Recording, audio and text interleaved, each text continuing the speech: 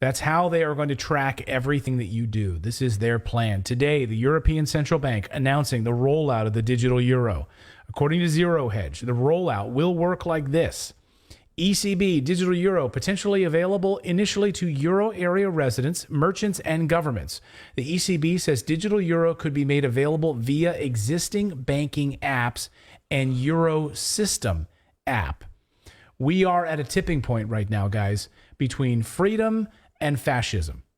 And nowhere is that more evident than the battle over your right to use cash. And give the big middle finger right now to these globalists that want you to move to a central bank digital currency. On this show, and by the way, that you should take heart from that, right? The idea that if we all say, screw you, you are not going to track us, you are not going to use this, we are not going to use this, we are going to use cash. If you tell 5, 10 of your friends, family members, stop using Amazon, stop using whatever, and move to cash and start using it, not just on a 1 day a week, but every day of the week. Use cash. Take cash out and use it. Use it in the system. Stop using credit cards. Stop using, and we can start a groundswell movement to make a change. All it takes is you to tell 10 people, those 10 people to tell other people. Start turning them onto this to make a change, because we are at a tipping point right now. On this show for the past 2 years, we've been warning you about the move to this digital currency, and we are moving away from cash faster than anyone actually thought. Thought it was going to take longer. It's actually accelerating. Now, soon it will become illegal for you to use cash beyond a certain threshold. So there's even words today in England saying, hey, this King Charles, this could be the last monarch on a banknote. No more. Like after him, he could be the last king or monarch ever printed on a banknote. Isn't that crazy to think about?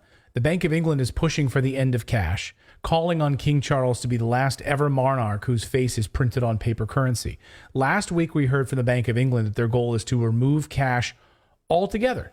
You know, which is so funny, because historically, the only reason the Romans got interested in becoming a part of currency, which was trading just fine outside of governments, is because they wanted to brand the Caesars. They wanted to make coins a consistent size so that they could trade them easier without the scales. And they wanted to stamp them with the face of the Caesars. And then eventually they wanted to dilute the metals in order to give themselves more money, which is exactly what they did. Well, and that's what led to the fall of the Roman Empire, right? Which is the devaluing of their currency. They put less precious metals into the Roman currency. Right. So a money without a face any longer, there's got to be a metaphor in there. I just can't make it on the fly. It is amazing though. And it's amazing that it comes back to the Romans, because I've been thinking a lot about the Roman Empire lately as it relates to the collapse of the dollar, the US dollar. So many similarities to the collapse of the US dollar to what happened in the Roman Empire.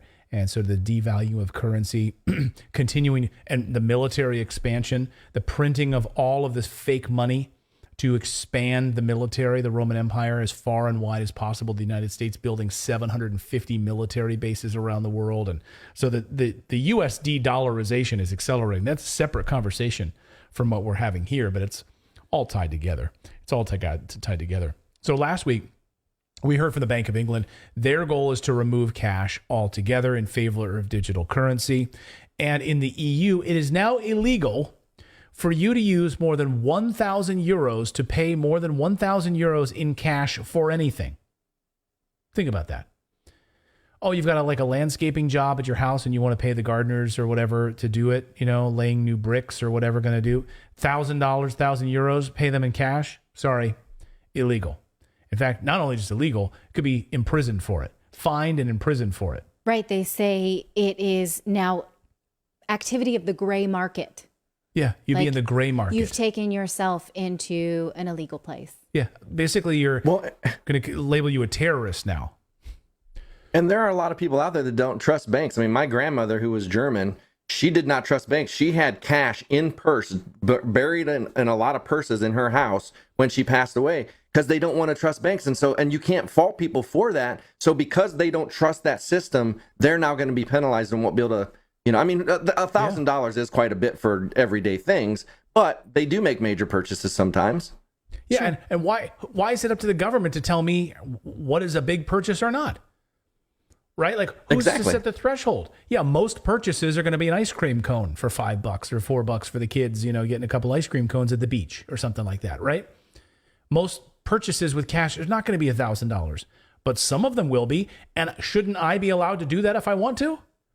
Have a few trees removed from the backyard or something, and it's going to cost, and I want to pay them that way?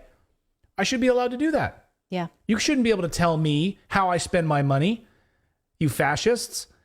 And they're going to use fear of terror attacks as the mechanism to control you. That those people that would be using cash in this way are terrorists. Oh, this will sure stop them. So in Europe now, if you use cash beyond 1,000 euros, you'll be fined or put in jail. Listen to Christine Lagarde, head of the ECB, the European Central Bank, explain how this will work to protect you against terrorism. Now, this video has gone a bit viral, but the reason it's gone viral is because this was a prank phone call. But the beauty of this prank phone call is that it was a prank, but asking like legitimate questions that elicited straight up answers right out of her mouth about exactly how they will control you. Listen to the back and forth exchange on this live stream where she answers these questions. Watch.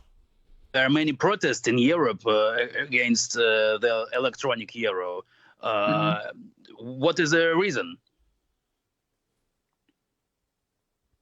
You know, it's the beauty of Europe. It has different positions. If you ask in Northern Europe, for instance, in the Netherlands, they're quite happy to see the e-euro coming.